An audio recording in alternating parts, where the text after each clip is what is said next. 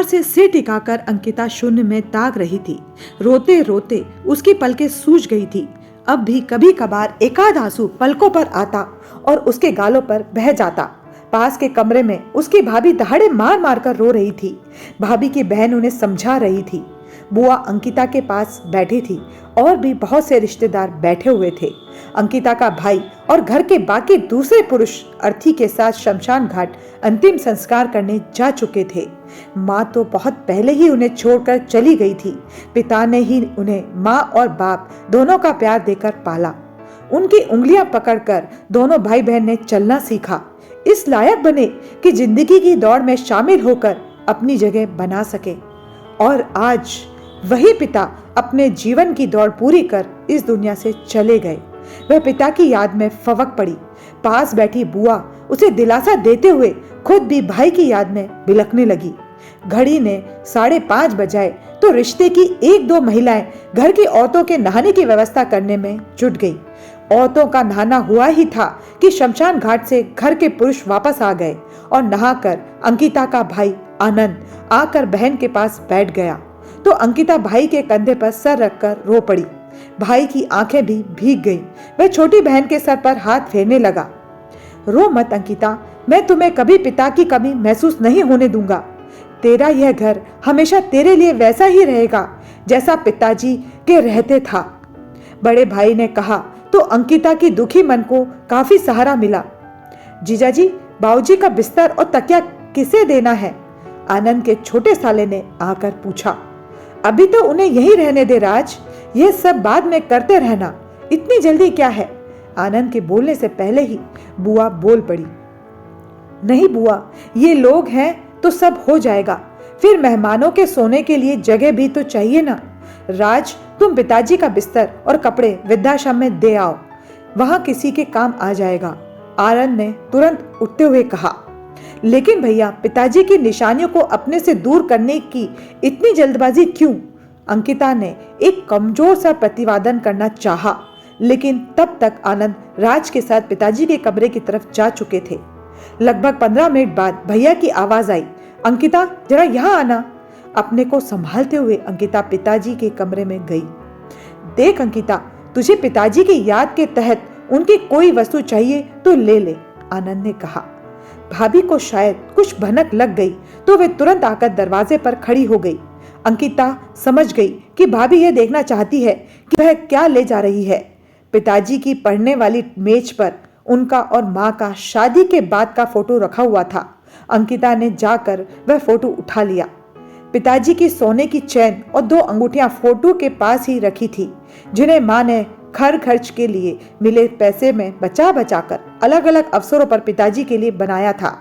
चूंकि ये चैन और अंगूठियां माँ की निशानियां थी, इसलिए पिताजी ने उन्हें कभी अपने से अलग नहीं करने दिया। अंकिता ने फोटो को कसकर सीने से लगाया और तेजी से पिताजी के कमरे से बाहर चली गई। जाते जाते उसने देख लिया कि भाभी की नजर उन चीजों पर जमी है और चेहरे पर एक राहत का भाव है कि अंकिता ने उन्हें नहीं उठाया। उनके मन में एक वितृष्णा का भाव पैदा हुआ कि थोड़ी देर पहले भैया के दिलासा भरे शब्दों में कितना खोखलापन था, यह समझ में आ गया। भैया के दोनों सालों ने मिलकर पिताजी के कपड़ों और बाकी सामान की गठरियां बनाई और वृद्धाश्रम में पहुंचा आए। पिताजी का पुराना फोल्डिंग पलंग, स्टूल, कुर्सी, मेज और बेंच वहां से उठाकर सारा सामान छत पर डाल दिया कि बाद में बेच देंगे।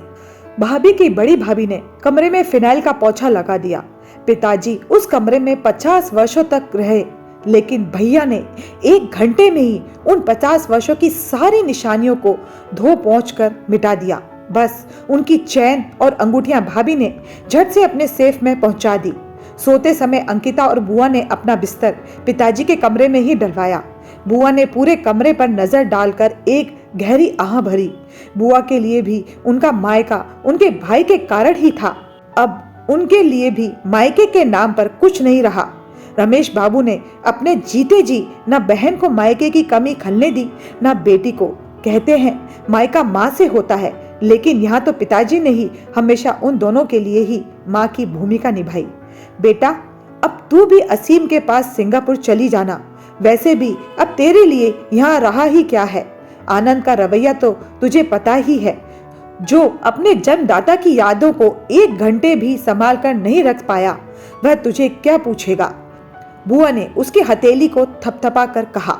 अनुभवी बुआ की नजरें उनके भाई भाभी के भाव पहले ही दिन ताड़ गई।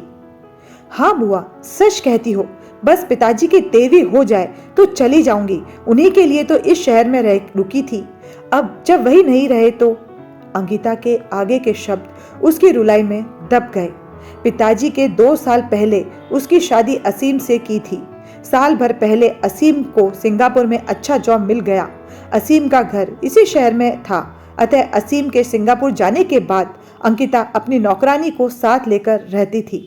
अंकिता ने बहुत चाहा कि पिताजी उसके पास रहें, पर इस घर में बसी माँ की यादों को छोड़कर वे जाना नहीं चाहते थे। इसलिए वहीं हर रोज दोपहर को पिताजी के पास चली आती थी। पिताजी की तीसरे दिन की रस्म को हो गई। शाम को अंकिता बुआ के साथ आंगन में बैठी थी। असीम के रोज फोन आते और उससे बात कर अंकिता के दिल को काफी तसल्ली मिलती थी। असीम और बुआ ही तो अब उसके अपने थे। बुआ के सिर पर हल्का हल्का दर्द हो रहा था। मैं आपके लिए चाय बनाकर लाती हूँ बुआ, आपको थोड़ा आराम मिलेगा, कहकर अंकिता चाय बनाने के लिए रसोई की ओर चल दी। रसोई घर का रास्ता भैया के कमरे के बगल से ही जाता था। अंदर भैया भाभी, उनके बच्चे, भाभी के दोनों भाई बैठे बातें कर रहे थे। उनकी बातचीत का कुछ अंश उसके कानों में पड़ा तो न चाहते हुए भी उसके कदम दरवाजे की ओट में रुक गए। वे लोग पिताजी के कमरे को बच्चे के कमरे में तब्दील करने में सलाह मशवरा कर रहे थे। बच्चों के लिए फर्नीचर कैसा हो, कितना हो, दीवारों के पर्दे का रंग कैसा हो और एक अटैच बाथरूम भी बनवाने पर विचार हो रहा था। सब लोग उत्साह से अपना अपना राय दे रहे थे। बच्चे भी पुलक रहे थे। अंकिता का मन खट्टा हो गया। इन बच्चों को पिताजी ने अपनी बाहों और पीठ पर लाद लाद कर घूमे हैं। इनके बीमार हो जाने पर भैया भाभी भले ही सो जाएं, लेकिन पिताजी इनके सिरहाने बैठ रात रात भर जागते। अपनी तबीयत खराब होने पर भी बच्चों की इच्छा से चलते, उन्हें बाहर घुमाने ले जाते। और आज वे ही बच्चे 3 दिन में ही अपने दादाजी की मौत का गम भूलकर अपने कमरे के निर्माण को लेकर इतने उत्साहित हो रहे हैं। खैर, ये तो फिर भी बच्चे हैं। जब बड़ों को ही किसी बात का लेश मात्र ही रंज नहीं है तो इन्हें क्या करना। सब के सब उस कमरे की सजावट को लेकर ऐसे बातें कर रहे थे मानो पिताजी के जाने की राह देख रहे थे कि कब वे जाएं और कब ये लोग उनके कमरे को हथिया कर उसे अपने मन मुताबिक बच्चों के लिए बनवा लें। यह तो पिताजी की तगड़ी पेंशन का लालच था, नहीं तो ये लोग तो कब का उन्हें वृद्धाश्रम में भिजवा दे चुके होते। अंकिता से और अधिक वहां खड़ा नहीं रहा गया। उसने रसोई घर में जाकर चाय बनाई और बुआ के पास आकर बैठ गई। पिताजी की मौत के बाद दुख के 8 दिन 8 युगों के समान बीते। भैया भाभी के कमरे से आती खिलखिलाहटों की दबी दबी आवाजों से घावों पर नमक छिड़कने का सा एहसास होता था, पर बुआ के सहारे वे दिन भी निकल ही गए। 9वें दिन श्राद्ध पूजा में पंडितों ने श्लोकों का उच्चारण शुरू किया तो बुआ और अंकिता दोनों की आंखों से आंसुओं की धाराएं बहने लगी। अंकिता से वहां और बैठा नहीं गया। वह भागकर पिताजी के कमरे में आ गई और उनकी शर्ट को सीने से लगाकर फूट फूट कर रो दी। असीम को आखिर छुट्टी मिल ही गई और पिताजी की 13वीं पर वह आ गए। उनके कंधे पर सर रखकर पिताजी की याद में और भैया भाभी के स्वार्थी पक्ष पर वह देर तक आंसू बहाती रही। 13वीं की रस्म पर भैया ने दिल खोल कर खर्च किया। लोगों ने झक कर खाया और भैया भाभी को ढेरों आशीर्वाद दिए। अंकिता, असीम और बुआ तटस्थ रहकर यह तमाशा देखते रहे। वे जानते थे कि यह सब दिखावा है, इसमें तनिक भी भावना या श्रद्धा नहीं है। जी पिताजी को दवाइयों और खाने पीने के लिए तरसा दिया और मरने पर कोरे दिखावे के लिए झूठी रस्मों के नाम पर ब्राह्मणों और समाज के लोगों को भोजन करा रहे हैं, जबकि पिताजी कई बार 2 बजे तक 1 कप चाय के भरोसे पर भूखे रहते थे। अंकिता जब दोपहर में आती तो उनके लिए फल, दवाइयाँ और खाना लेकर आती और उन्हें खिलाती। रात को कई बार भैया भाभी को अगर शादी या पार्टी में जाना होता था तो भाभी सुबह की 2 रोटियां 1 कटोरी ठंडी दाल के साथ थाली में रख कर चली जाती। तब पिताजी या तो वही खा लेते या उसे फोन कर देते, तब वह घर से गर्म खाना लाकर उन्हें खिलाती। अंकिता सोच ही रही थी कि जीते जी पिताजी को भैया ने कभी कपड़े, शॉल, स्वेटर के लिए नहीं पूछा। इसके उलट अपने खर्चे और महंगाई का रोना रोकर हर महीने उनकी पेंशन हड़प लेते थे। लेकिन उनकी 13वीं पर भैया ने खुले हाथों से पंडितों को कपड़े, बर्तन आदि दान किए। जीवित पिता पर खर्च करने के लिए भैया के पास पैसे नहीं थे, लेकिन मृत पिता के नाम पर आज समाज के सामने दिखावे के लिए अचानक ढेर सारा पैसा कहां से आ गया। असीम ने 2 दिन बाद उसके अपने और अंकिता के लिए हवाई जहाज के 2 टिकट बुक करा दिए। दूसरे दिन भैया ने कुछ कागज अंकिता के आगे रख दिए।